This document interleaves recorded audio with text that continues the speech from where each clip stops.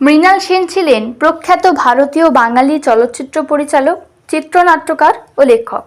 তার জন্ম 1923 সালের 14ই মে ব্রিটিশ ভারতের পূর্ববঙ্গ ফরিদপুরে, বর্তমানে বাংলাদেশ, এবং মৃত্যু 2018 সালের 30 ডিসেম্বর কলকাতায়।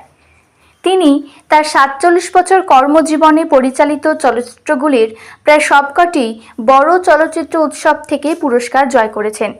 ভারত এবং ভারতের বাইরের অনেক বিশ্ববিদ্যালয় তাকে সাম্মানিক ডক্টরেট ডিগ্রি প্রদান করে।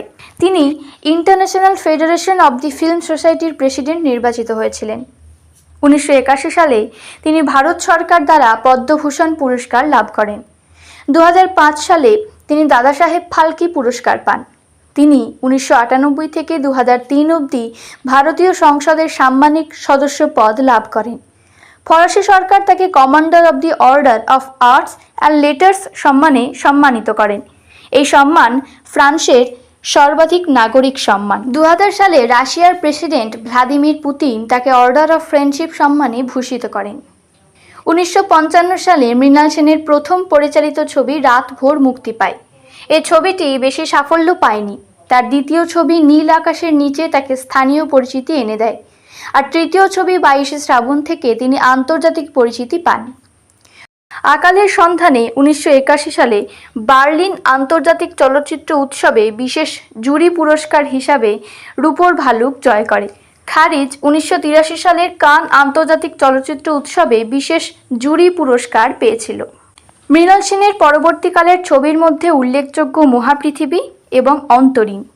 তার শেষ ছবি আমার ভুবন মুক্তি পায় 2002 সালে। মৃণাল সেন বাংলা ভাষা ছাড়াও হিন্দি, ওড়িয়া ও তেলেগু ভাষায় চলচ্চিত্র নির্মাণ করেছেন।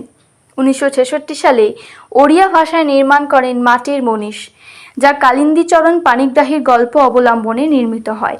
1969 বনফুলের কাহিনী অবলম্বনে হিন্দি ভাষায় নির্মাণ করেন ভুবন সোম। 1977 সালে প্রেমচন্দ্রের গল্প অবলম্বনে তেলেগু ভাষায় নির্মাণ করেন ওকা উড়ি কথা।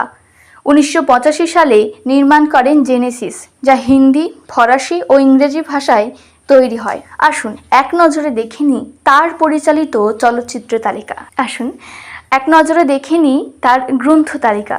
আজ এই পর্যন্তই, দেখা হবে পরবর্তী ভিডিওতে। নমস্কার।